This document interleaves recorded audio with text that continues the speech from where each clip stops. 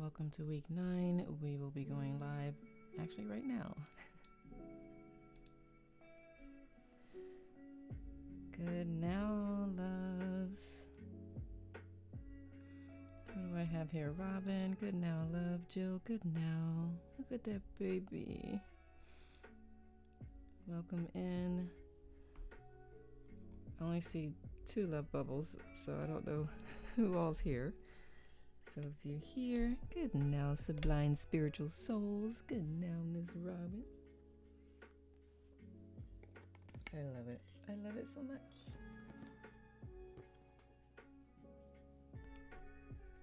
Donna, good now, love. Farron, good now. No sound?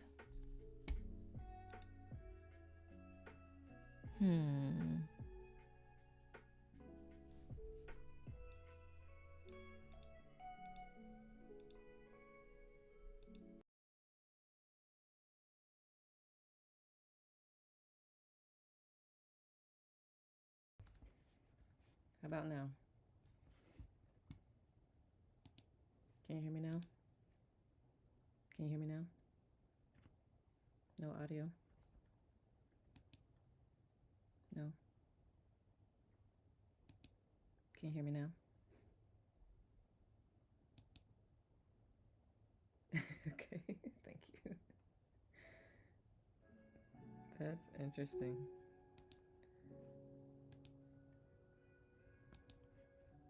How about now? Can you hear that too?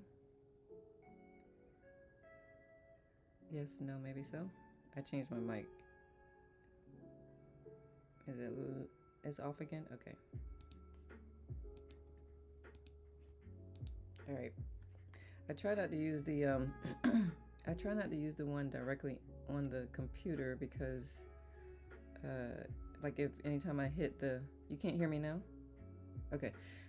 Anytime I hit the desk, it's loud on your end, so I try not to use the one directly on the computer. But today, this is what we're gonna use because you can't hear me on my other mics for some reason. Thank you for the sound check. Good now, Pav, Jill, Stephanie, Donna, Soul. Who else has popped in? Who do I have here? Joe Ellen, good now, love. Kathy and Farron, and since y'all couldn't hear me, Farron and Robin, since I was speaking to you and you couldn't hear me, good now to you. Good now, Jeffrey. And who did I miss? Oh, Lisa Nanda, out loud. I said it in my mind. Good now, Lisa Nanda. Good now, love. So I will be reading today instead of the audiobook. You may have to walk the doggy, no problem. There's nothing to see here. Just listen. I am told the narrator's voice is a little unpleasant for some, so we'll see if my voice is more tolerable. Good now, soul. Very. Thank you, love. Understood. My voice, thank you, Pav. I will read today. Hey now, I love it. Good now, Haley. Let's give a couple more minutes for people to pop in. My voice is fantastic. Thank you. I can read you to sleep every night. Thank you. I should create some bedtime stories on here to help people go to sleep. Good now, Jenny.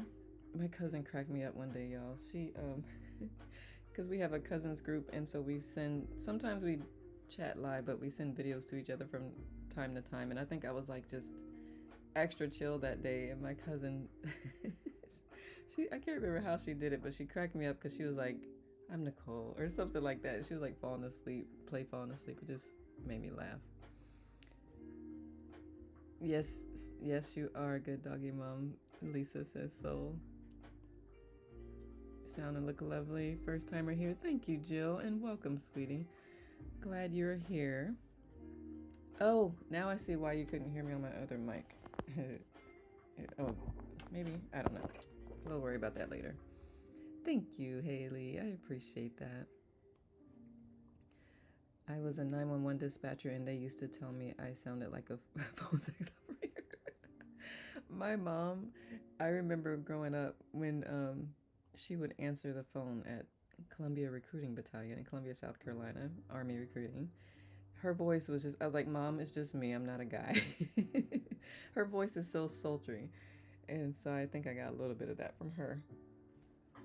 All right. We are 5 minutes in. Good now, Emily.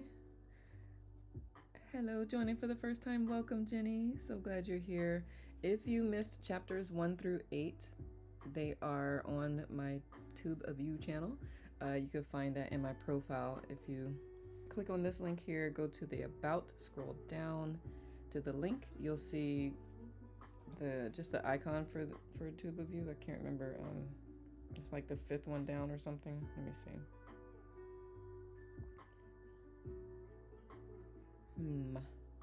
1, 2, 3, 4. Yep, the 5th one down. Good now, Lynn. So if you need to catch up on the book, you can do it that way. We are in chapter 9 today, which is entitled Pride.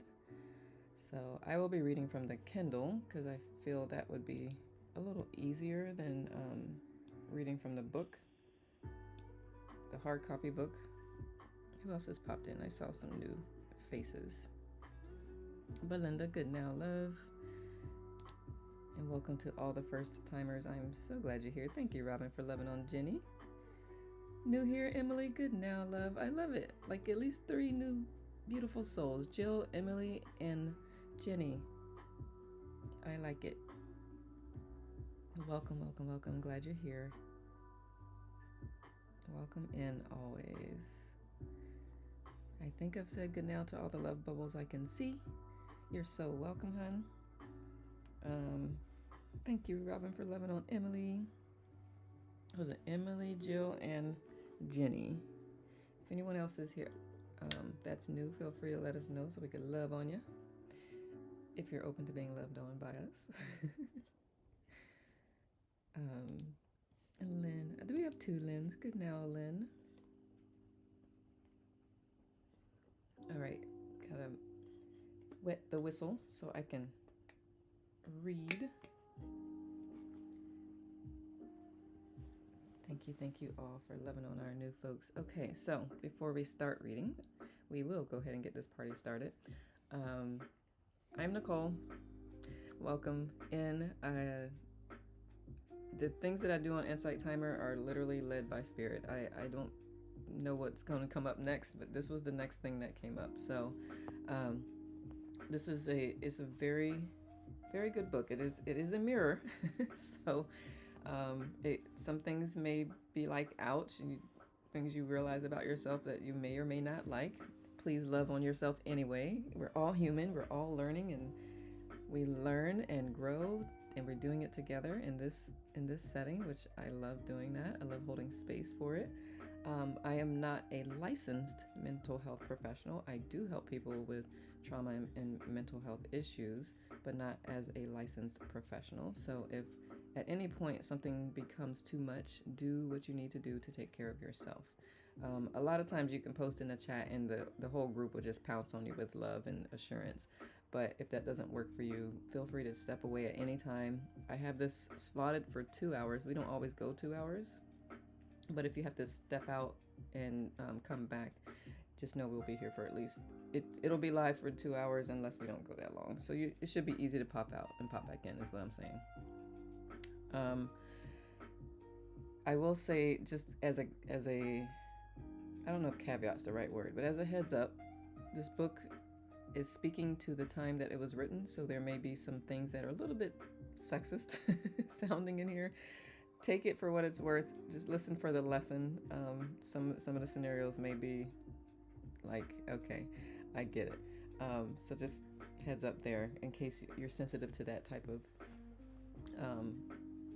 information or scenarios. So now, good now, Caitlin, love. Good now, Bea. I wish all of you peace and so much love, says the love bubble. I love it. I'll receive it and reciprocate it. Good now, Avalanche. Ooh, Arizona. I love Arizona. All right, I think I've said good now to all the love bubbles. Thank you for the heads up. You're welcome, Pav. Yeah, last week was like sure.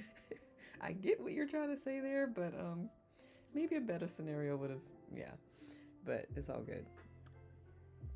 It's a product of the time. It's you got to speak to who you're talking to in that moment, right? So for someone to hear the message, they have to you got to speak to where the world is. So, um, good now, Jamie Love. Excuse me. Who else? Julia. Good now, love. Let me just grab some more water. For anyone also joining again, we have been using the Audible. However, it has come to my attention that his voice is not the most pleasant, so I will be reading. Good now, Paul. I will be reading. So, forgive the imperfection. Giggle with me at it, because I will make up some words that are not even there, but hopefully it won't lose the flow. So here we go. Let me pause the music.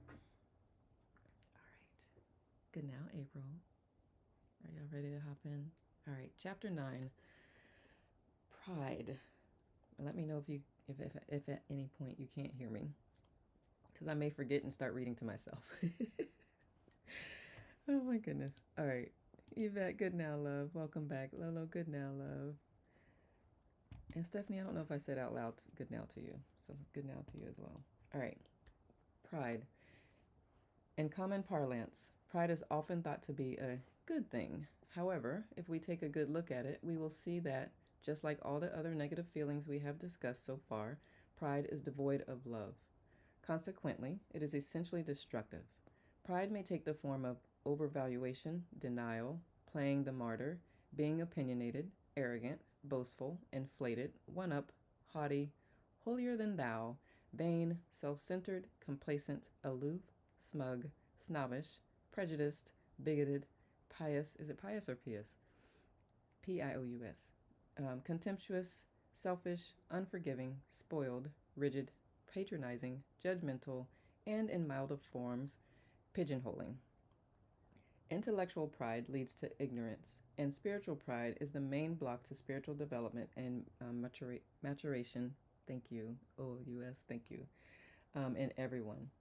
Religious pride, by self-identification with the righteous and having the only true way, is the basis of all religious wars, rivalry, and dismissal occurrences such as the Inquisition. Thank you, Pius. Thank you. I love how Robin wrote it with the pie. The biggest downfall of all is religious pride and considering oneself entitled to kill others who don't share one's specific beliefs. In all of us, the prideful feeling, I have the answers, blocks our growth and development. It is interesting that the egotistical part of the mind is willing to sacrifice the whole remainder of a person for its own sake. Rather than admit to being wrong, people will literally give up the life of the body itself and sacrifice any aspect of life on the altar of pride, e.g., religious wars and crusades. Male pride about those programs that our society considers masculine blocks the emotional and psychological inner development of most men in our society. Some women are now joining the ranks of chauvinism, which only compounds the problem and intensifies the battle of the sexes. Vulnerability of pride. The prideful person is constantly on the defense because of the vulnerability of inflation and denial. Conversely, the humble person cannot be humilified for humilified. There we go. Let me restate that. Let me start that over. Conversely, the humble person cannot be humiliated for they are immune to vulnerability, having let go of pride. In its place, they have an inner security and self-esteem. Many people try to substitute pride for genuine self-esteem. However, genuine self-esteem does not actually arise until pride is relinquished. That which inflates the ego does not result in inner strength. On the contrary, it increases our vulnerability and overall level of fear. When we are in a state of pride, our energy is dissipated by the constant preoccupation by defending our lifestyle, vocation, neighborhood, clothes, year, and make of car, ancestry, country, and political and religious belief systems. Good now, Priscilla. There is a tireless preoccupation with appearance and what other people will think, so there is a constant vulnerability to the opinions of others. When pride and self-inflation have been relinquished, There is an inner security that takes their place. We will no longer feel called upon to defend our image. Criticisms and attacks from others diminish and finally stop. Oh, I didn't read that well. We will no longer feel called upon to defend our image. Criticisms and attacks from others diminish and finally stop. When we let go of our need for validation or to prove ourselves right, then the challenges against us fall away. This brings us to one of the basic laws of consciousness. Defensiveness invites attack. An examination of the nature of pride facilitates the letting go of it, as it is no longer valued. It is seen for what it is, in truth, weak. The dictum, pride goeth before a fall, prevails. Pride is thin ice, a poor substitute for that rock-like real strength that comes from courage, acceptance, or peace. Is there such a thing as healthy pride? When we talk of healthy pride, we are referring to self-esteem, an inner awareness of one's true value and worth. This inner awareness is different from the energy of pride. Self-awareness of one's true value is characterized by a lack of defensiveness. Once we have consciously contacted the truth of our real beingness, the nature of our inner self with all of its true innocence, greatness, and nobility of the human spirit, we no longer need pride. We just know what we are, and this self-knowledge is sufficient for us. That which we truly know never needs defense and is different from the energy of pride that we are discussing in this chapter. Let's look at some of the kinds of pride with which we have been programmed and see how they bear up under examination. Pride of family, pride of country, and pride of accomplishment are typical examples that come to mind. Is pride really the loftiest of human emotions? The very fact that it is characterized by defensiveness proves otherwise. When we have pride in our possessions or in some organizations with which we identify, we feel obligated to defend them. Pride in our ideas and opinions lead to endless arguments, conflict, and woe. A higher feeling state than pride is that of love. If we love all the things noted above, family, country, accomplishments, that means there is no question of their worth in our mind. We no longer have to be on the defensive. When true recognition and knowledge replace opinion, which is part of pride, there is no room for argument. Our sheer love and appreciation for something is a solid position that cannot be assailed. Pride, because it is a vulnerable position, always implies that somewhere there is a doubt that needs to be cleared up, and the opponent quickly centers on that doubt. When all doubts have been removed, opinions and pride disappear.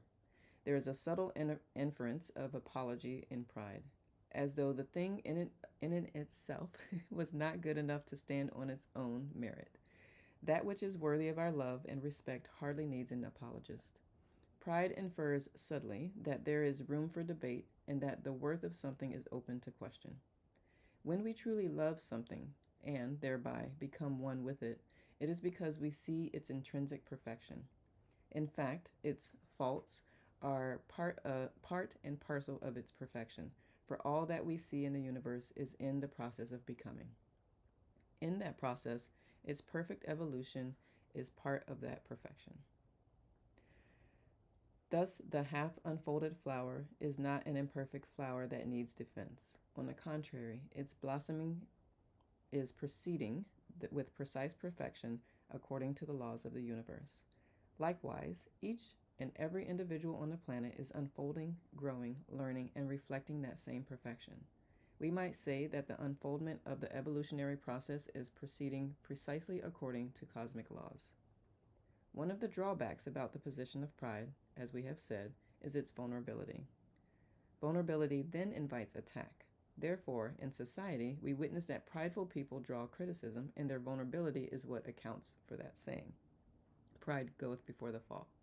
In the biblical account, it was Lucifer's pride that was his Achilles' heel, despite the great standing that he had acquired. Humility. The attempt to suppress pride out of guilt simply does not work. It is not helpful to label the energy of pride a sin and to suppress it in ourselves out of guilt, to hide it, or to pretend that we do not experience it. What happens is that the energy suddenly takes on a new form known as spiritual pride. We do not feel comfortable in the presence of those who are prideful. Therefore, pridefulness blocks communication and the expression of love. Although we love those who are prideful about specific accomplishments, we love them in spite of their pride and not because of it. Feeling guilty about pride as a spiritual sin only locks it in, and as we have said, is not really the answer. The real answer is merely to let go of it by examining its true nature. Once we see pride for what it is one of the easier emotions to surrender. To begin with, we can ask ourselves, what is the purpose of pride? What is its payoff? Why do I seek it? For what does it compensate? What do I have to realize about my true nature in order to let pride go without a feeling of loss? The answer is rather obvious. The smaller we feel within, the more we have to compensate for an inner sense of inadequacy, unimportance, and valuelessness by the substitution of the emotion of pride. The more we surrender our negative emotions, the less we will rely on the crutch of pride. In its place, there will be a quality that the world calls humility, and that we subjectively experience as peacefulness. True humility is distinct from the paradox of pride in one's humility, or false modesty, seen frequently in the public arena. False modesty is the pretense of self-diminishment with the longing that others will recognize the accomplishments that one is so proud of, but too proud to brag about openly. True humility cannot be experienced by the person who is said to possess it, because it is not an emotion. As we have said before, the truly humble cannot be humbled. They are immune to humiliation. They have nothing to defend. There is no vulnerability, and, therefore, the truly humble do not experience critical attacks by others. Instead, a truly humble person sees the critical verbalization of another person as merely a statement of the other person's inner problems. For instance, if somebody were to say, "You think you're pretty good, don't you?" What the truly humble person would see is that the other person has a problem with envy, and the question has no basis in reality in the first place. There is nothing to be offended by, and no need to react. In contrast, for a prideful person, this question would be viewed as an insult and lead to hurt feelings, verbal comeback, or even a violent end in some cases. Good now, Daphne. Joy and gratitude. Because pride is sometimes seen as a motivator of achievement, what would be its higher level substitute? One answer would be joy. What is wrong with joy as a reward for successful achievement rather than pride? Pride carries with it the desire for recognition from others, and consequently, there is a vulnerability to anger and disappointment if it is not forthcoming at some point. If we achieve a certain goal for the pleasure, enjoyment, love of accomplishment, and the inner joy that it brings us, we are invulnerable to the reactions of others. We can recognize our proneness to pain by looking at the kind of reactions we are hoping to elicit from others by our choices and behaviors. This includes mannerisms, expressions, style of dress, the kind of possessions we choose, the brand name of car we drive, the kind of home we have, the address at which we live, the schools we have tended or which our children attend, or the labels on the products we buy. In fact, if we look at our current society, we see that to what an absurd degree this pridefulness has taken place. Labels are now worn on the outside of many clothes in personal articles. It hasn't reached the level of rakes and shovels yet, but it could sooner or later. Good now, Verna. Nobody has thought of it yet, but we could all carry around rakes and shovels ostentatiously with designer names emblazoned upon them. That just cracks me up. This points to another one of the drawbacks of pride, the exploitability to which it exposes us. Pridefulness means that we can be manipulated with great ease. In return for an absurdity, a great deal of money is lifted out of our pocketbooks. The situation is currently comical in that people take great pride in how much they have been exploited. It is a current status symbol among certain circles to brag about how much one has paid for certain things. When we remove the glamour from it, we might say that the person was sort of stupid. They really got suckered in, or was naive and just didn't know any better. The pride of snobbishness is probably the most superfluous of all. That is not what he said. Supercilious of all. Does ostentation really impress? Actually, no. The response that we see is one of fascination. People get a charge out of the superficial glamour, but underneath they do not truly respect it, because they know what it really is. When we settle for the pridefulness of ostentation, we impress no one. This dynamic revealed itself during a trip to Canada to visit the home of a wealthy individual who subtly conveyed the price tag of his many possessions. On the same trip, malnourished Canadian Indian children were seen playing around the huge grain elevators that were filled to overflowing, the grain being held there to manipulate a higher world price through artificial creation of a shortage. As this wealthy person talked of his possessions, images of the children with their thin little legs flashed to mind. Far from being impressed with his wealth, there was sorrow for his sense of values and compassion for the lack of self-worth that forced him to compensate in such a pathetic superficiality. Does that mean that we cannot take pleasure in expensive possessions? No, not at all. What we're talking about is pride. The problem is not that we have possessions, but that we have a prideful, possessive, and self-congratulatory attitude about them. It is the attitude of pride that creates the space for fear. The same wealthy man in Canada mentioned above also has an expensive burglar alarm system. Pride, like all other negative emotions, engenders guilt. Guilt engenders fear. Fear means potential loss. Pride, therefore, always means a loss of peace of mind. The opposite of prideful acquisitiveness is simplicity. Simplicity doesn't mean poverty or of possessions. Rather, it is a state of mind. Another individual is worth millions of dollars, and she holds title to vast estates and possessions. Yet, as a person, she represents absolute simplicity. Her possessions reflect what the world has brought to her, and she takes joy in their beauty. Consequently, never a single criticism is made of her, nor do others express envy.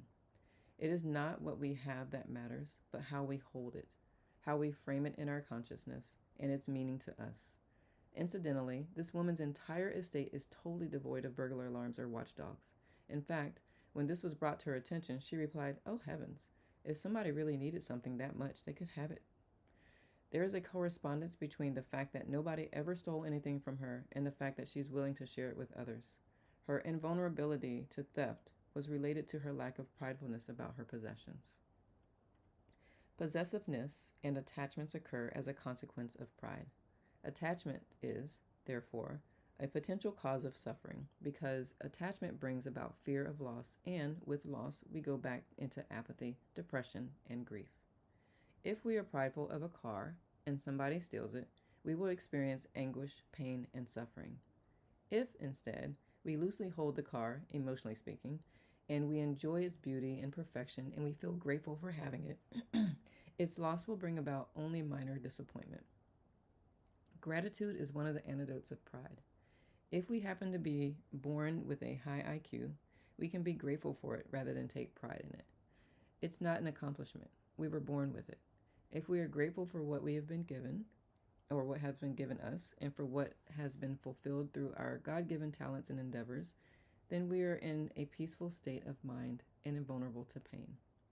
It is comical curiosity of the human mind to watch how it attaches pride to anything that prefixed the word mine.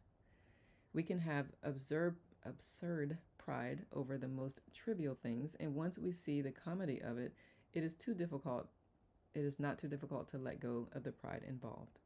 Some people, ironically, have the vulnerability of reverse snobbery. They take pride in bargains and thrift store conquests. Their personal opinion of people who pay expensive prices for things is that they are sheep to be sheared, and they rehearse the quote, "A fool is soon parted from his money." In this thrift store snobbery crowd, the status symbol is the incredible bargain. In fact, they are often in competition with each other to see who will find the best bargains. It is funny to observe that an article of clothing hanging in a thrift shop has no value at all until it becomes mine.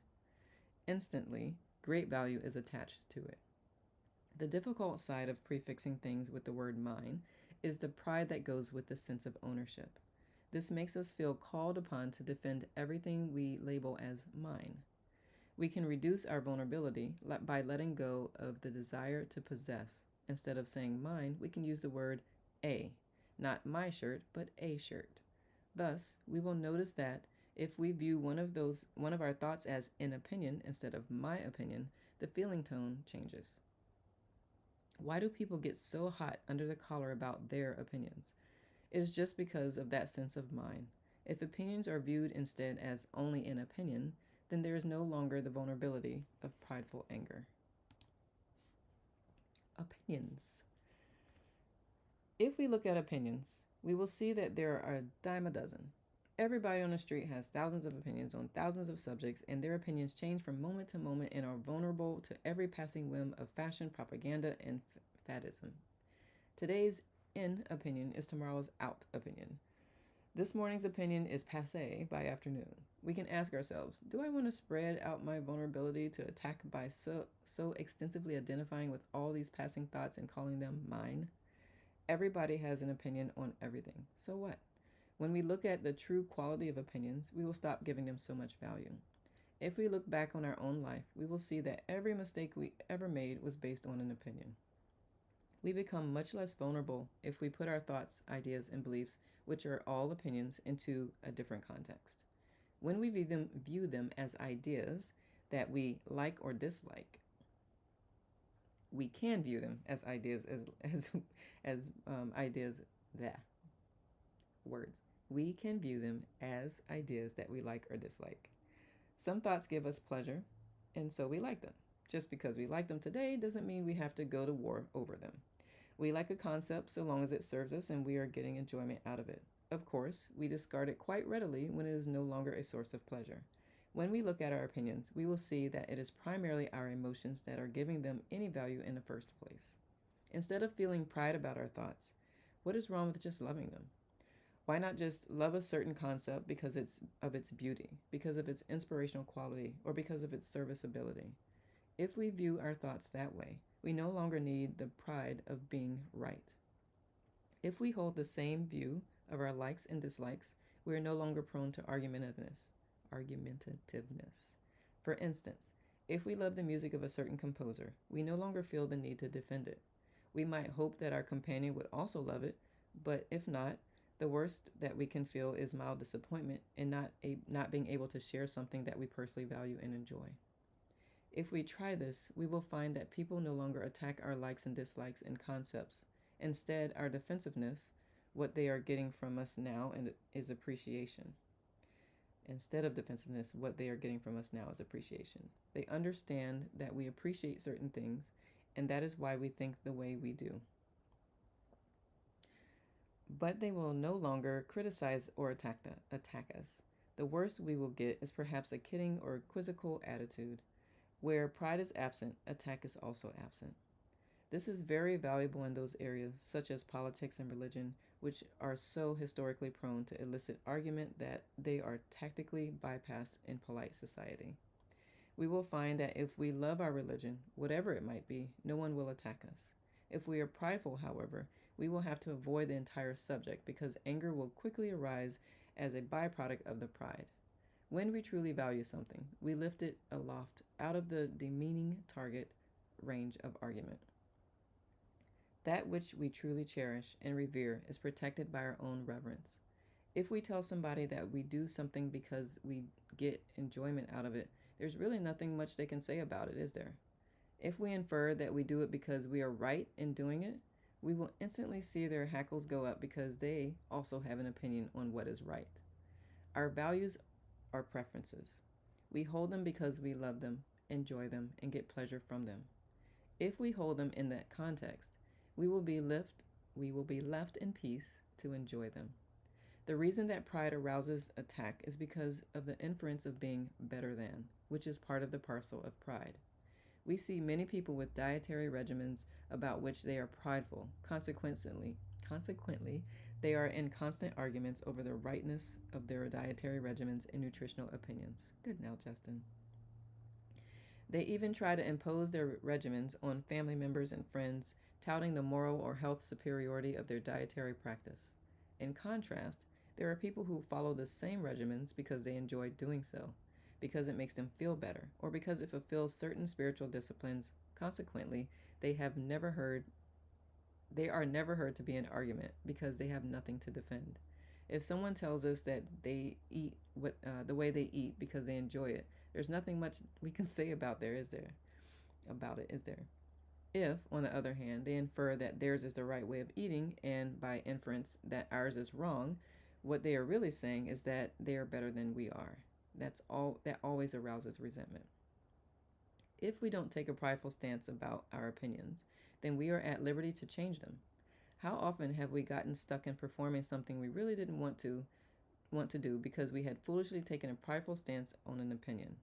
Very often, we would like to have changed our mind or the direction in which we were going, but we got ourselves boxed in by having taken a prideful position.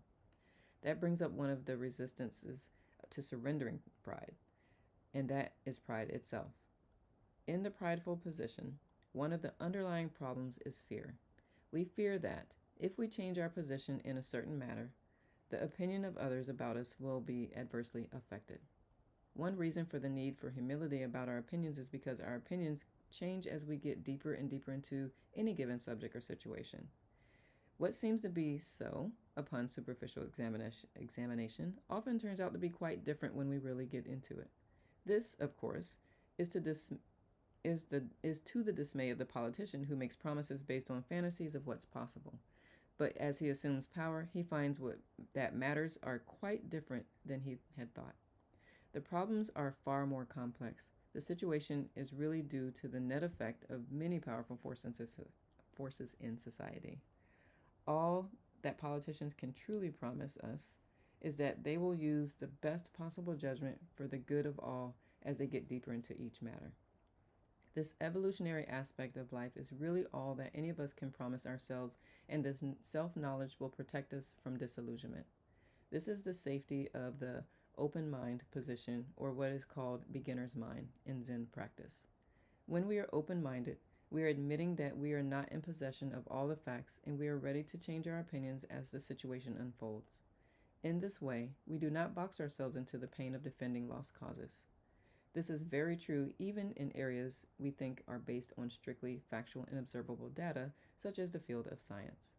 Actually, science deals with hypotheses, and scientific opinion is constantly in the process of flux and change. Scientific opinion, much to the surprise of layperson, is also subject to fads, passing popularity, paradigm blindness, and political pressure. For instance, in the field of psychiatry, the subject of the relationship between nutrition, blood chemistry, brain function, and mental illness was not popular in the past. The scientists and clinicians who worked in this area found themselves in the out group. As time passed, it is proved that there was value in this field of investigation. Popular scientific opinions changed. Important discoveries were made, and the whole industry came into being to provide products which utilize the basic findings of the relationship between nutrition and brain function. The subject is now accepted as respectable, so clinicians and scientists can do research in that area and be accepted as part of the in group. Pride, therefore, is also responsible for holding up scientific progress, e.g., global warming theories. Pride blinds us to many things that would be profoundly beneficial. To the prideful mind, to accept them would be inferring that we are wrong. The more inwardly powerful we really are, the more flexible we become, so that we are open to all that is beneficial. Pride prevents us from seeing that which is totally obvious. People die by the thousands because of pride. They literally give up their health and life itself. Addicts and alcoholics will go to their death because of the denial inherent in pride. Other people have the problem, not me. Pride prevents us from recognizing our own limitations and accepting the help we need to overcome them. Our pridefulness isolates us. When we let go of pride, help comes into our life to address the problems with which we are struggling. We can experiment and prove the truth of that principle by picking one area in which we are having difficulty and thoroughly surrendering all the pride involved. When we do that, some surprising things begin to happen. Letting go of pride unlocks the door to our receiving that which is the most beneficial to us. Are we willing to let go of pride and feeling superior to others? When are we willing to let go of the pseudo-security of pride? When we are willing to let go of the pseudo-security of pride, we experience the real security that comes with courage, self-acceptance, and joy. Yes, we did say that, Justin. And that concludes chapter 9, I believe. I hope all of my misreadings did not interrupt the flow too much, but any thoughts on that? That's probably the shortest chapter so far.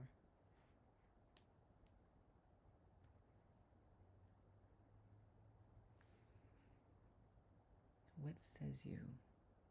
There's so much in there. It is. You'll definitely have to rewatch. No problem.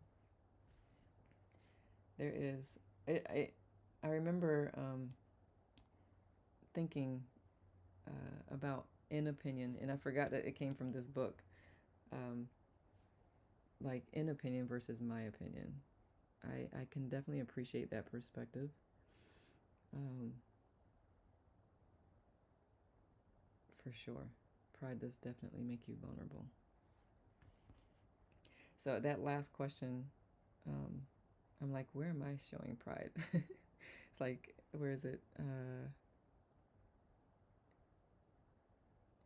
We can experiment and prove the truth of the principle by picking one area in which we are having difficulty and thoroughly surrendering all the pride involved. Bob says, I agree, it is our pride that causes us to act destructively and to justify harming others. Yeah, I agree with that as well. I appreciate that science and health was touched on. Me too, Jamie. Yeah. Yep, it is. It's just the fact that it can hold up progress of helping the world is just fascinating. Um, welcome to being human. I absolutely love your reading for us today. Oh, thank you, Helen. I wasn't expecting so much, but wow, I'm glad, Joellen. Pop says, this is helping me look differently at the struggle with the few students I work with. It gives me so much food for thought. Ooh, I love that, Pop. That makes me so happy for those babies and for yourself. Yay. And am I saying your name correctly? Please correct me if I'm wrong. The speaker is like, oh, you're not using me, so I'm just going to shut down. I was actually about to start the music back up.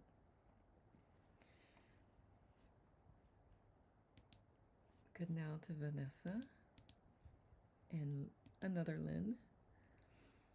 Who else has popped in? Denise, good now, love. Who's this puppy? Catherine, good now, love. Good now, Rochelle. Yeah, it's good. I can definitely appreciate this perspective. And I remembered the story about the lady who's like, if they need it, they can just take it. Like, what? It's fine. I'm like, that is a beautiful place to be.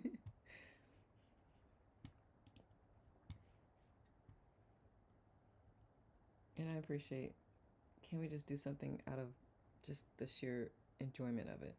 And yeah, if you say I'm doing this because I love it, like there is nothing to argue. Like I can't tell you what you love and don't love. But as you said, if you infer that your way is right, then you're inferring that my way is wrong, and that can create some type of um, resistance or resentment. I appreciate how it boils down to a loving oneself and feeling solid in that. No need to defend no more. Right, me too. Me too. Thank you. Any other thoughts, opinions? The treatment of Lyme disease and other tick-borne diseases got caught up in this to the detriment of many, many people in the U.S. Thank you, Jamie. I think I remember you talking about that briefly before, and I appreciate you bringing that up. It's true. I even just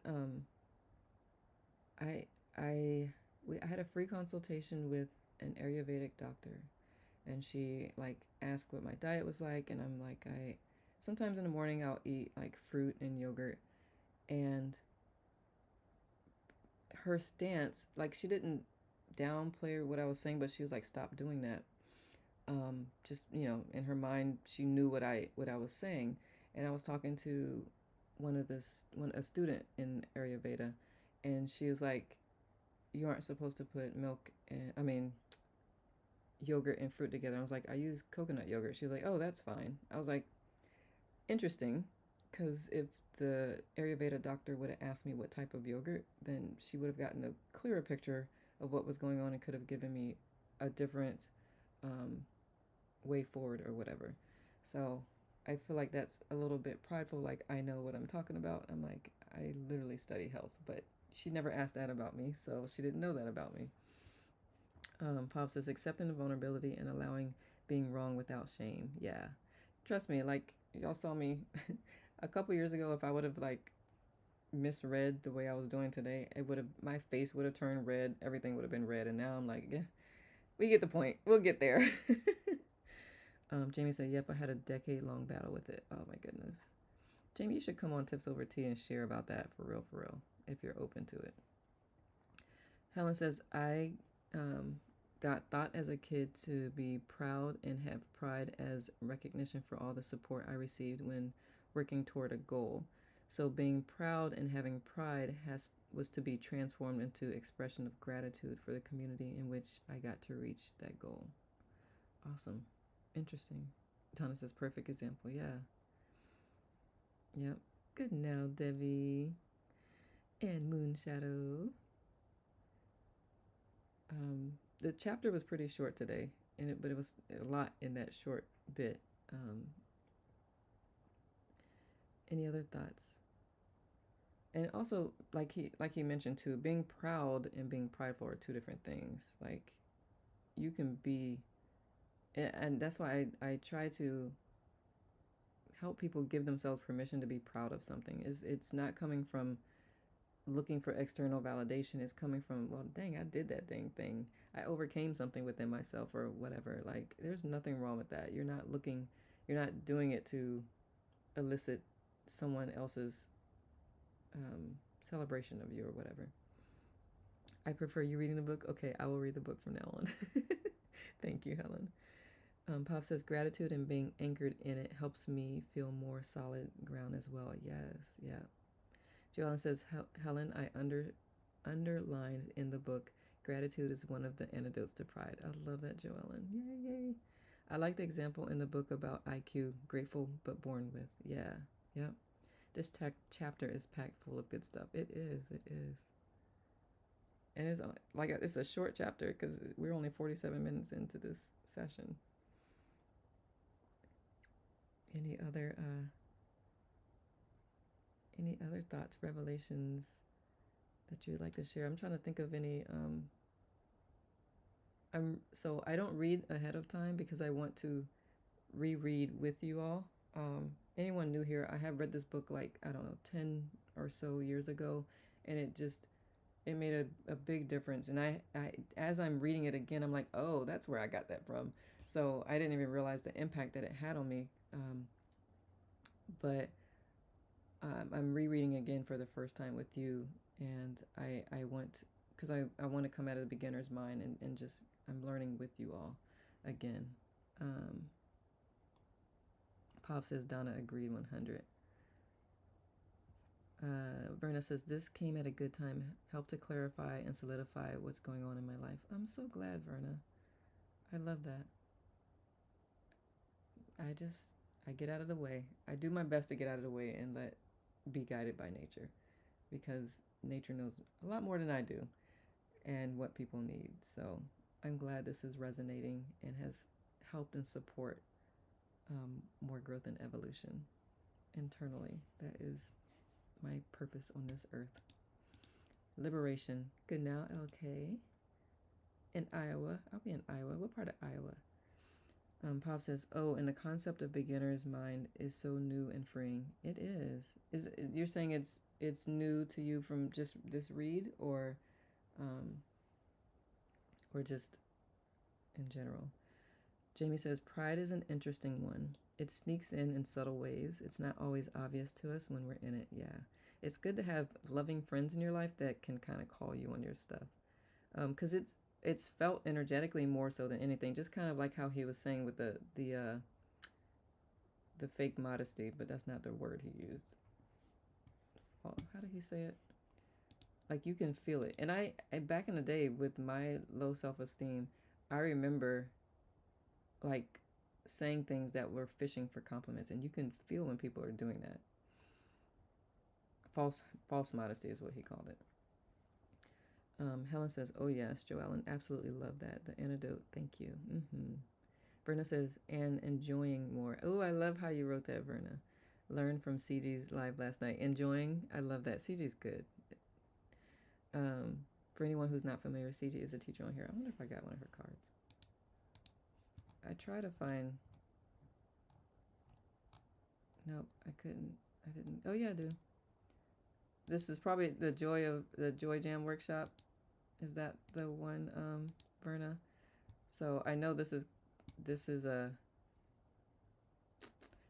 the past, so it may not pull anything up for you. I'm hoping it at least pull up her profile. Julia says, super hard to think of in opinion instead of my opinion. What makes that hard for you, hun? Pav says, I read about the beginner's mind, but I really didn't get it now. I am more open to experiencing it. I love that, Pav. Yeah. And you're kind of already doing that just with some of the things that you said you're thinking about with your students. So you're doing that is going at it with a beginner's mind. Like, you don't know what's best.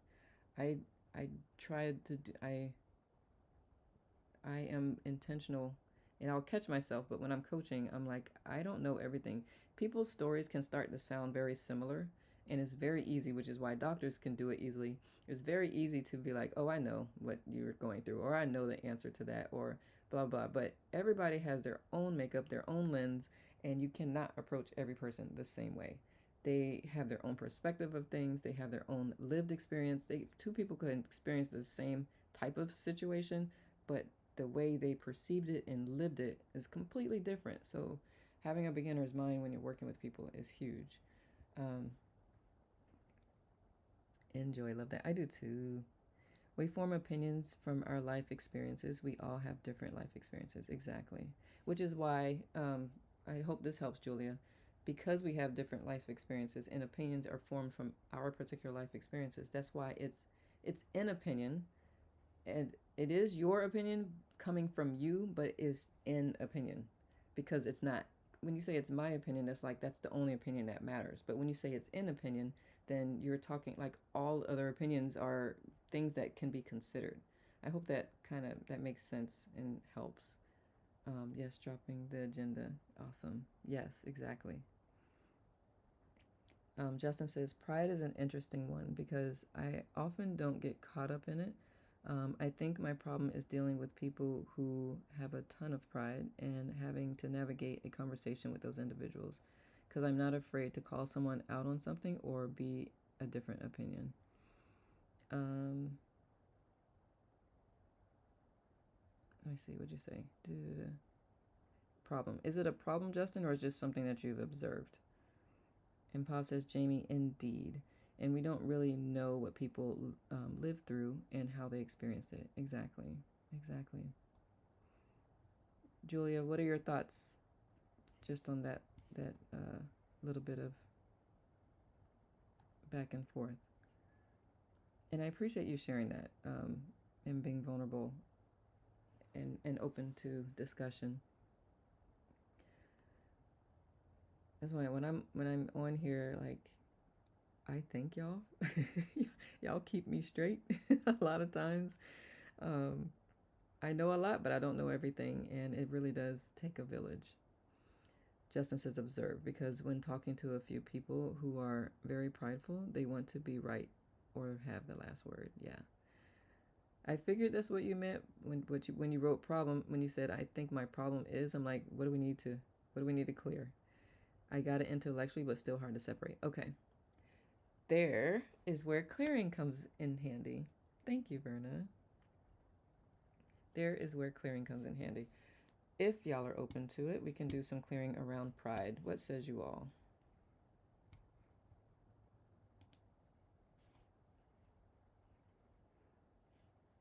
Let me see. Give me one sec. I pulled up another window and I lost you. Yes? Okay. Julie, that's my issue as well. Okay. Okay. All right. Let me grab my...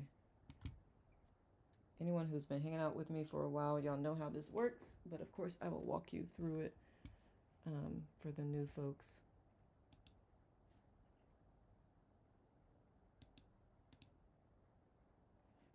All right.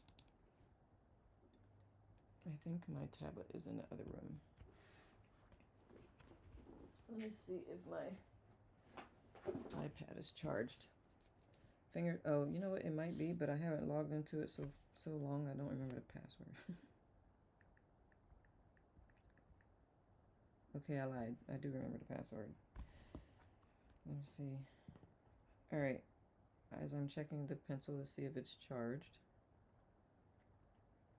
It's not, but it charges quickly, so I'll let it charge as I explain how this works and ask you for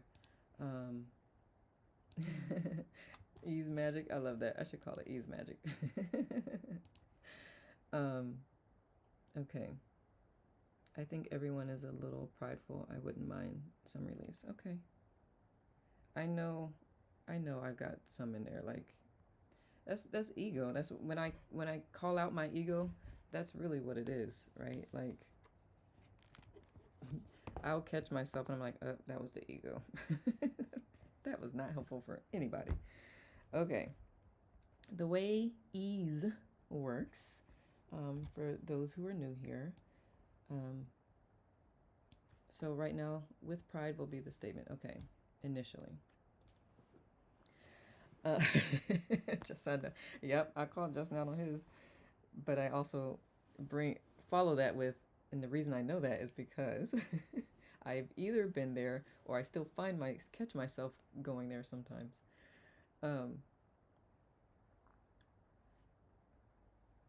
Ease. Okay, so the way this works is I will tap into the collective here energetically, and I will test the statement right now with pride, unless there's another. Let me see. How did Julia write it initially? Hard to think of an opinion instead of my opinion. So with my opinion and with pride, I think those are two statements that I'll use. And what I'll do is, comments disappeared again. Well, you have time if you want to try to go out and come back in, but I am reading everything. With my opinion and with pride, is that what you're 100% in, Rhonda? Good now, Farron. I'm back. I missed a lot, but got the gist. Good. I'm glad. Okay. So what I'll do is I will energetically test that statement against a common list of emotions. And whatever tests weak, I will invite you to take a deep breath in and hold. While you are holding your breath, I will say a statement of release so it can release that energy, and then you will exhale. You don't have to repeat the statement, just hold your breath as I say it. You don't have to say it in your mind unless you just want to. But that is how we release. Sometimes things will come to me that are not on this list, and that's because one of your guides or somebody is like, this one too. It is what it is. It's all good. Hopefully they return at some point. Yeah, I got you, Justin. So let's see where my pen is. Give it a couple more minutes to charge up. Since I have the Remarkable, I rarely use my iPad anymore. I'm probably just going to sell it.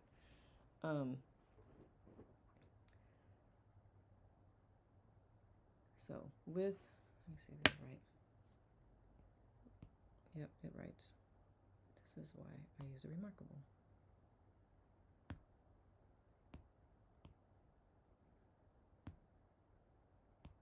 With my opinion. Wow, I know how to spell with. Opinion. O-P-I-N. You know what? I know what I'm writing. And with pride. All right. So we'll do with my opinion first. 108. That seems to be the consistency, right? I love it. I love it. Thank you, Farron. All right. So with my opinion.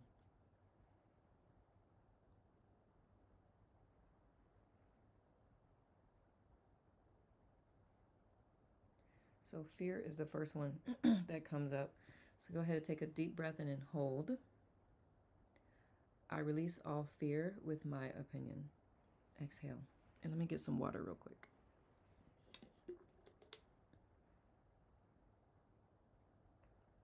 $108, and I have 1080 gratitude hearts. So I'm saying 108 twice right now. Okay.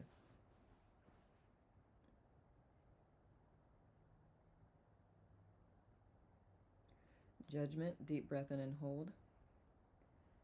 I release all judgment with my opinion. Exhale.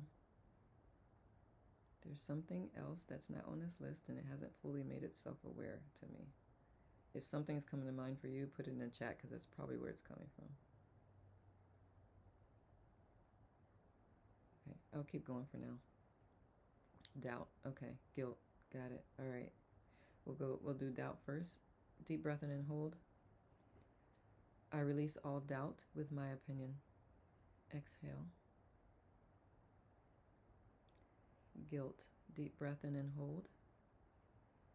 I release all guilt with my opinion. Exhale.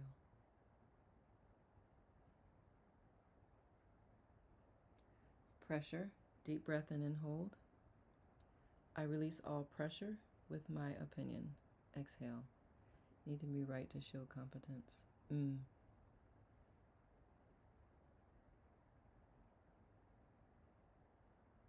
Okay. Thank you. All right, so need to be right. Deep breath in and hold. I release all need to be right with my opinion. Exhale. I hadn't gotten to that part of the list yet, but I can definitely say it. Let me just see. Okay, shame. Deep breath in and hold. Thank you, Jenny. I release all shame with my opinion. Exhale. Attachment. I think that's the one, Jenny, that I was like, it's something, but attachment, yes. Attachment. Deep breath in and hold. I release all attachment with my opinion. Exhale. Awesome.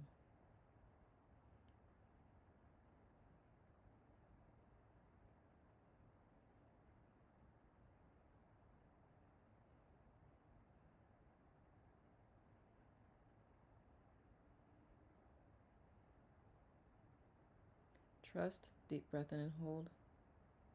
I release all blocks with trust with my opinion. Exhale.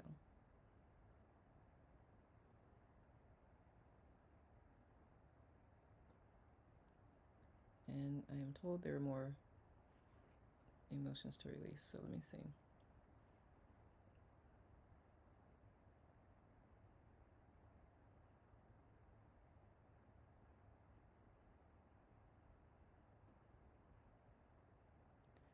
Dread. Deep breath in and hold. I release all dread with my opinion. Exhale. I literally was about to say that, Jamie. That was it. I was forming my mouth to say embarrassment. That's funny. Ego? Okay. Well, ego is not an emotion, so you have to dig deeper, Rhonda. Like, what is behind that ego? Embarrassment, deep breath in and hold. I release all embarrassment with my opinion. Exhale. Even POBs need to be right. Like, there's probably an emotion I can specifically say against that, but ego doesn't test weak is why I'm asking you to go deeper. Need to be right did test weak, so that's why I did that. Expectations, deep breath in and hold. I release all expectations with my opinion. Exhale.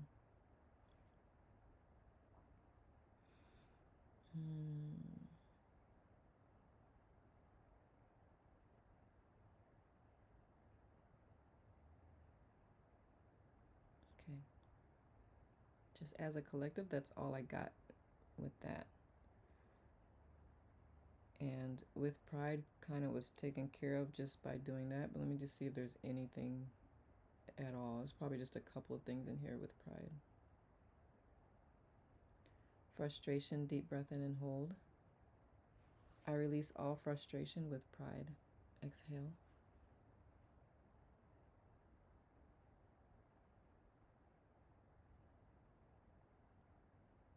Stubbornness, deep breath in and hold. I release all stubbornness with pride. Exhale. You were trying to figure out frustration. It was just about to type frustration. I love it. That's funny. You can't make this stuff up. Unworthiness. Is that with pride, Pav, or with my opinion?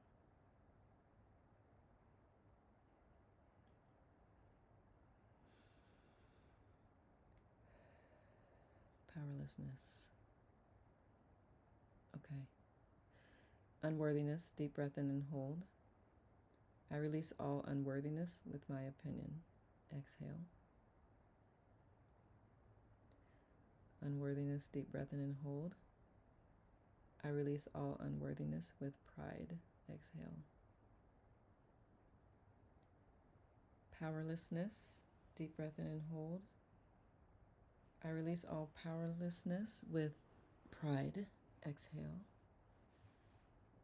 And Jenny, was that with pride or with my opinion? I forgot to ask, but I already had you holding your breath and didn't want y'all holding your breath while I was asking. Y'all be turning blue. Okay, perfect. Pop said both. Good. Well, we did it. Awesome. Yeah. Just see how you feel. Julia, if you're still here, let me know how you're feeling. Good now, Leslie. Let me know how you're feeling.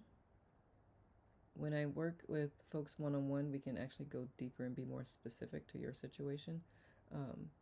But even just this group clearing, even just this group clearing is helpful. Better, good, Julia, good. On the computer live. What are you saying, Justin? Helen says, when I came to this book reading in January, I opened up about the feeling I had little left to let go of because I was in a very good place. I felt broken. I want to thank all of you, especially Nicole, who have supported and offered me kindness. I appreciate everything I have received here, including all that has been shared by each of you.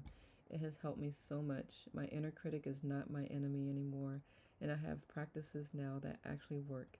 It takes effort, but I feel so much more at home in myself. I still have work to do. Helen, you're not about to make me cry over here. And it will be a lifelong practice, but right now I feel less tightened, like something has shifted, and there is an opening to real peace and knowing that was not there before. Thanks to all of you for being here. Oh my goodness, I could not have made this important progress alone. Oh my goodness, Helen, congratulations. That is all I am on this earth for, to help facilitate the remembering of your true self, which is peace and bliss. So happy for you, my love. Thank you for sharing that. Oh my goodness. Look at all the celebrations for you, my love. Oh my goodness. I hope you could feel me squeezing you. So much love. Thank you all for loving on Helen. I am so happy for you. Thank you. Thank you for sharing that.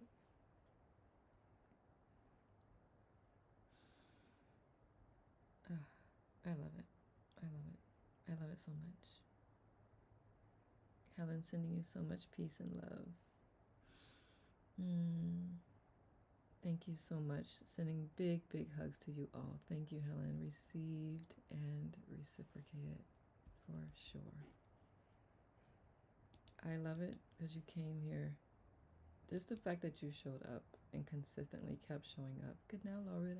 Laura. I know it's Laura, but Laura is like how I like to say it. Good now to you. I'm very grateful that you are showing up consistently, and you've done the work that we put out there, like, and I'm glad that the tools are working for you. That's all really many of us need. Like, life is gonna life. We're gonna have our moments, but knowing how to deal with those moments and not succumb to them is really what it's about, right? At least in my opinion.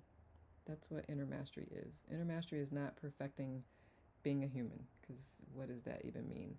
Inner mastery is knowing what to turn to when life lifes. What or who, and if there is no one there, what within you, because it is there within you. Good now, Carolyn. Thank you for the hearts. Those are for you, Helen. I shall offer some as well.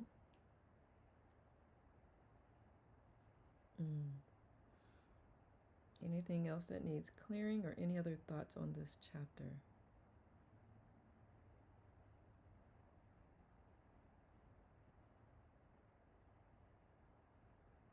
I'm so happy. I'm so happy. I love seeing people win. When you win, we all win. So keep winning. 100. Verna says, I find myself holding my heart so much more now when I am feeling things, and I am offering myself love and compassion for feeling. I love that. I love that. Farron says, good, you deserve to be happy. Oh, thank you. Jealousy? Okay, Pav. Is that with pride, with my opinion? Where does that belong for you? Both? Okay. All right. For anyone who would like, jealousy, deep breath in and hold. I release all jealousy with my opinion. Exhale. Jealousy, deep breath in and hold. I release all jealousy with pride. Exhale. Thank you, Pav. Jamie says, I saw a bumper sticker years ago that said, don't pray for a light load, pray for a strong back. It really stuck with me. Oh, I love that, Jamie. I'll have to grab that, put it on the Lettuce Fam doc. I got a couple things I actually need that. I'm behind on adding stuff to the document. We got so much stuff to add to it. I put it on a different note every time. I'm like, where did I put that? And so that's the other part. I need an admin assistant. All right, I got it. Yes, it is, right? Don't pray for a light load, pray for a strong back. Because life is going to life. Cheers to strong backs. After stinking Lulu, Joellen. Faux show. Pav, how are you feeling? Everyone, how are you feeling? How the clearing go for you? Do you feel lighter? Do you feel a shift? You may not feel it right now. Make sure you drink lots of water. If you've done a lot of clearing with me just now, you may find yourself a little tired. You may find yourself a little bit emotional, because emotion energy is moving up and through you. So if you recognize that at one moment you feel great and the next moment you feel like not so great, it could just be the energy moving out. So give yourself some grace. I'll be your admin. Donna, don't tempt me. Leslie says she needed that. Give yourself some grace. Take a break. Take a rest, which is why it's good to do clearing on Saturdays if you don't work on Saturdays. And move as well, because that also helps move the energy some more. My load is being lifted. Thank you, and to everyone here, you're so welcome. Crying, but it's a good release. I love that, Verna. Yay, yay, and yay. I'm glad to be here, guys. I'm glad you're here too, Roy.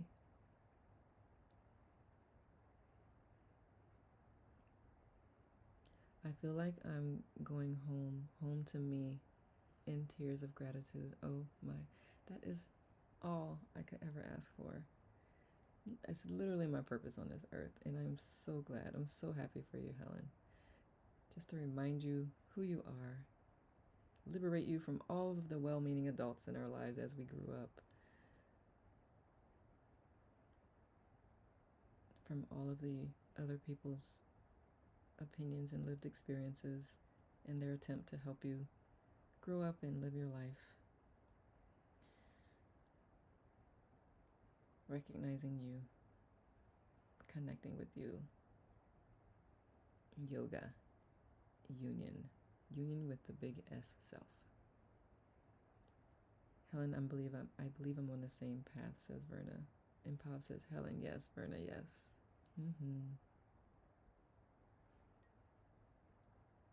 I love it. My glimmers. Every time I'm on here, I get glimmer. Y'all are my glimmers, for sure.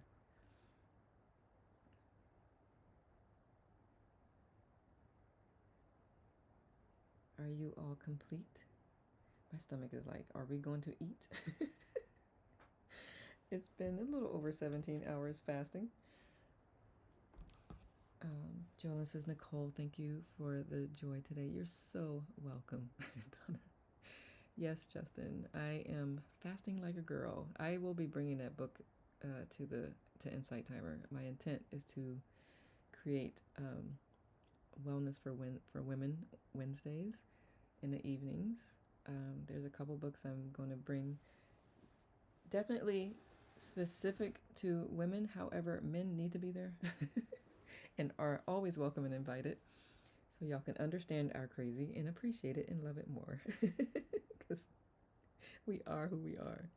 Holding space for you, Berna. Let's walk together, all of us. We are abso-stinkin'-lutely. Does that require no coffee? I mean, it's going to be at night. No, it doesn't require no coffee. Not this particular one. Fast like a girl. It just... No, I haven't started it yet, Leslie. I'm still putting some things together. But I will definitely keep y'all posted. No, it's just their fasting is different hours throughout our cycle. Because the way our cycle fluctuates, our hormones fluctuate, and so the fasting windows fluctuate with us. So that's how that works. And it's really cool. Very empowering. But there's a book I'll be reading the first book. There's a book before we do Fast Like a Girl. There's another book that we'll be reading. Yes, even for anyone who's in menopause and do not have a cycle it's a cycle. So usually with menopause, it's from full moon to full moon. So you don't have a bleed point, but full moon to full moon is a cycle for you. For those who are in menopause or just don't have a cycle. Well, I guess not a cycle. A non-cycle is menopause, so it could be early menopause. Yes, you can have your coffee. I love it. Do not come to my sleep retreat. Really, I didn't know that. So when I came upon that book, I was like, is this a marketing gimmick? Because, women are the buyers of the world for the most part. And then as I read it, I was like, okay, got it. I can buy into that at this moment. It makes sense to me. So, yeah. Oh, the moon to moon. Yes, that part. That's just the easiest way to have a consistency if you're not bleeding. Because otherwise you're like, where do I start? So moon to moon, because usually you have like about a full moon a month or so, right? So that's when you don't have a bleed point in your cycle, it's kind of hard to like, what's day one? What's day two?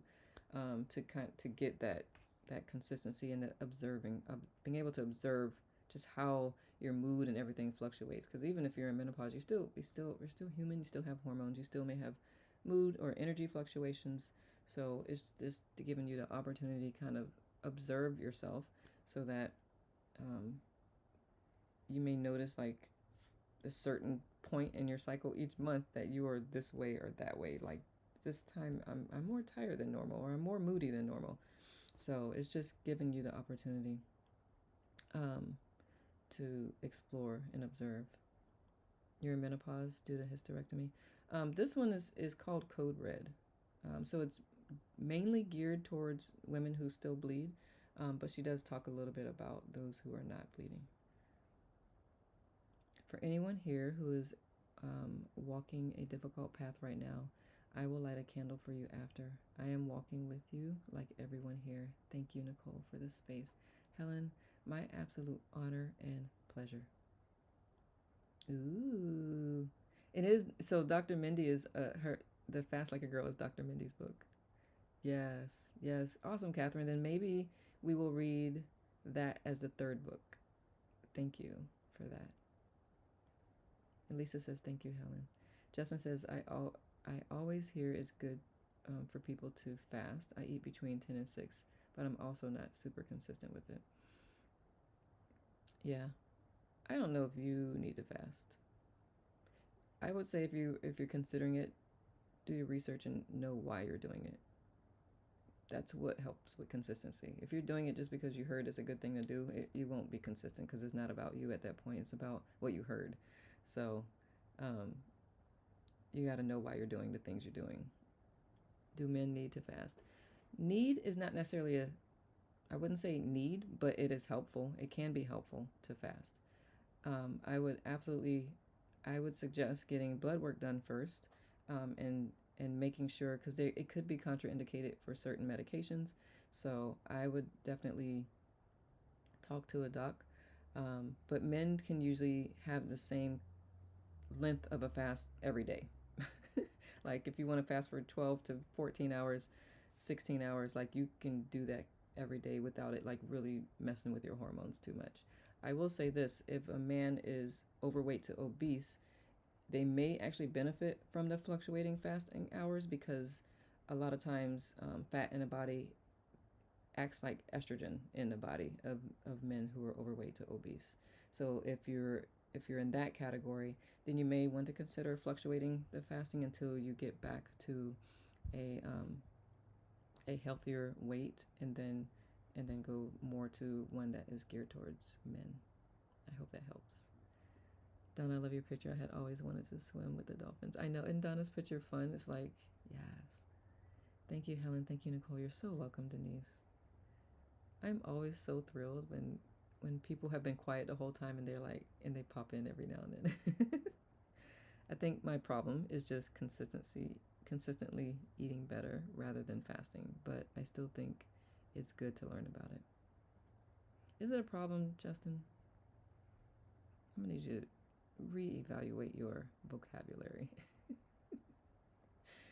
Y'all, I know Justin, so I give him a hard time all the time. So if you see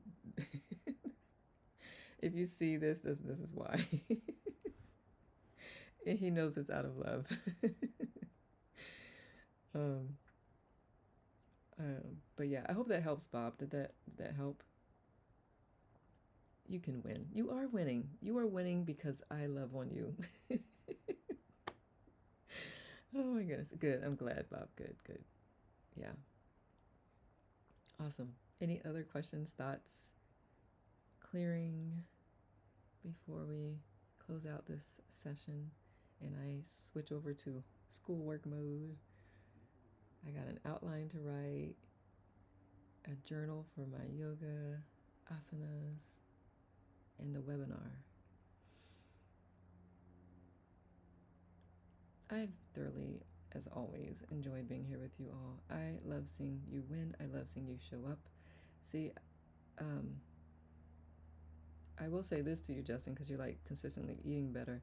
You can be consistent. So if anyone ever thinks like I can't do this, I bet you there's other areas in your life where you can, where you have shown that it's possible. Is the difference is it's the things, and I'm not saying this is you, Justin. This is in general. It came to mind. Anytime something comes to mind that seems kind of off, I know it's coming from spirit for whoever needs to hear it. That said, if you say I can't do it, but there's other areas in your life that you are kind of doing the same type of thing, that just means discipline is required for this other thing. Because discipline does not care how you feel. You just make the decision to do it. I agree that changing the wording of what you say is very important for me to do. Absolutely. It really is. Yeah, that's a whole live we can do. We can do the whole live. The brain piece of it, I love it. So yeah, I just wanted to get that out while it was top of mind. It's something I sometimes don't recognize me doing, and I sometimes have to step back. It's like, can I not do it, or is it just that I'm choosing not to make the effort to do it? And one of my favorite mantras is, I am worth the effort. I wrote that a couple years ago during when Clubhouse was really big, and I was writing affirmations every day. And I had a Clubhouse room, and I shared an affirmation every day. We discussed, and that was one that I wrote that has really stuck with me. Another one that I wrote.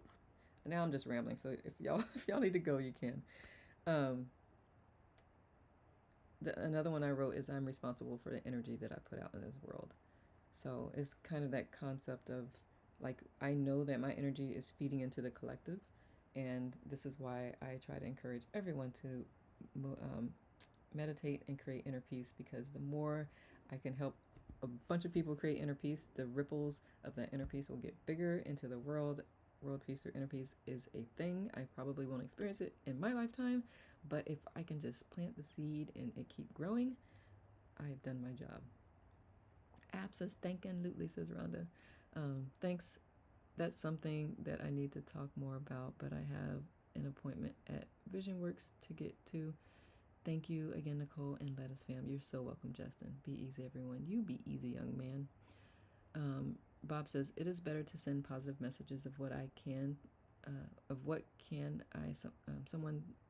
I can do for someone that helps them instead of what they're doing that is harming them. Agreed, Bob. Absolutely. It actually says that in one of the earlier chapters in this book. I'm going to just read that passage real quick because that is one that had stuck with me, and it's I use that as an example for things. Here it is. Okay, so he says, well, you might ask, if sending loving thoughts has a healing power, how come we see all the sick people in hospitals whose families are so solicitous? Why does the love of the family not heal the patient? The answer is to look at the kinds of thoughts that are being sent by the family to the patient. As you examine them, you will find that they are primarily thoughts of anguish and fear accompanied by guilt and ambivalence. We might picture love to be like the sunlight and negative thoughts to be like the clouds. Whereas our higher, greater self is like the sun, all the negative thoughts, doubts, fears, anger, and resentments that we hold dim the light of the sun, and finally the light comes through, but only weakly, like weak as in WEAK. So exactly what Bob just said, like sending love, but also on the tail end of that is guilt and fear for what you're going through, and anguish for what you're going through is blocking out the strength of the love. It's like it's not getting through as much. So thank you, Bob, for bringing it up. Have a wonderful day, Justin, from Verna and Helen. Oh my God, I so needed to hear this. I'm glad, Catherine. I'm glad. Also, I'm sending you extra love because it may be something difficult going on that you are dealing with. But yeah, thank you, Bob. See, won't he do it? Spirit always knows what people need to hear. Because what chapter is this? This is chapter 6, and we read chapter 9 today. So you just can't make this stuff up, and I love it. I love it so much. Wow, we were blessed with a rainbow. The day my grandmother passes, we were walking out of the hospital to that rainbow. Wow. You're welcome, Catherine. Wow, Verna. Was that today, or because you said passes, so I'm making sure I'm reading that correctly, or did she pass before today, and that's what you experienced? Dana said, love this topic. I wish I was here to hear chapter 9. Well, my love, you're in luck. Once I end this live, it will be on my Tube of You channel, and you can re-listen or listen to the rest of the chapter and all the other chapters. Excellent.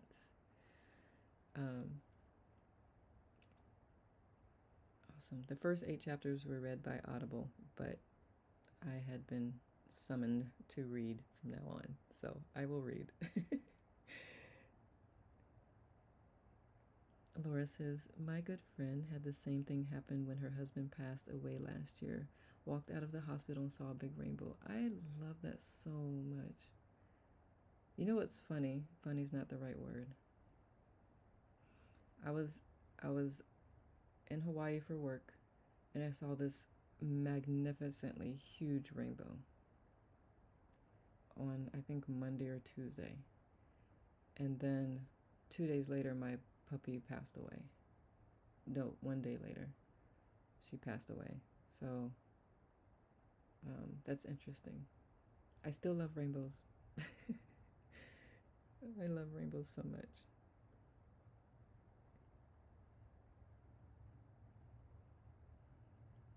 But yeah, do y'all feel complete? Is there anything else that is coming to mind that may or may not be related that someone might need to hear, like just happened a couple seconds ago. I love that. Look at you, Bob. Messenger. Past has been a while. Okay. We even took a picture of it and interposed her image on the picture and gave it to everyone at her service. We always said hello, Grandma, when we see a rainbow. I love that. Say hello. Such a sign of peace and comfort. Yeah. Thank you, Laura. It is. Did you say you have a tube channel? I do, Lisa. If you go to my profile, I don't know where my phone is. If you click this link, the card, I don't know if the card is still showing. Sometimes it kind of disappears. I'll just add it back. It's easier to add back to change it out. So if you go to, click on that card, go to my profile, and go to About, the About tab, and scroll down to the link. Oh, I always do that. You'll see the link at the very bottom. If you click on that link, the 5th link in that link is the link directly to my channel. Look for other things too. My dad sends, yes, Rhonda's, every time, like a bloom will just come out of nowhere for Rhonda, and it's so cool. I love it when she shares that. Lots of balloons. Yeah, I love that. Thank you so much. You're so welcome, love. Yeah, for those who need a meditation accountability, for lack of a better word, we do meditate here every morning, 5:30 a.m. Eastern. However, I understand that that is not feasible for everyone, so it is recorded live as well. So if you want to just play the recording and meditate with us, and if you respond to the video, then I always reply when someone responds to a video on my channel and celebrate you for showing up or answer any questions or whatever have you. So do not hesitate to communicate that way as well. I do have those notifications on because I recognize what's on the channel, and some support may be needed or some questions may be coming through. So yeah, awesome. Thank you for the hearts now. They're just flowing. All right. Are we complete for the week? Next week we'll be in chapter 10, which is something. Let me see. What is it? Chapter 10 is courage. It also looks like a short chapter. Chapter 10 is courage. I guess I could have offered to read a second chapter. You're complete. Awesome. Awesome, awesome. I have learned to let go of done and now able to focus on just turn up and begin. I love it instead of big change. Love it. Yeah. Yep. Baby steps baby steps still get you where you need to go. I learned that in an interesting way last year when I was one arm down with the dislocated shoulder. Everything had to be done very slowly. Always a pleasure. Likewise, Jamie. All right, my loves. I am glad you are complete. I am grateful for you being here and helping spread ripples of peace throughout the world with me. Thank you, as we cultivate this together. I'll be back on Monday. May you all create the most amazing now moments. Until I see you next time, make every moment count. Jai Guru Dev. Ciao for now. You're so welcome, Bob. Thank you, Stephanie. I'll see you around the app.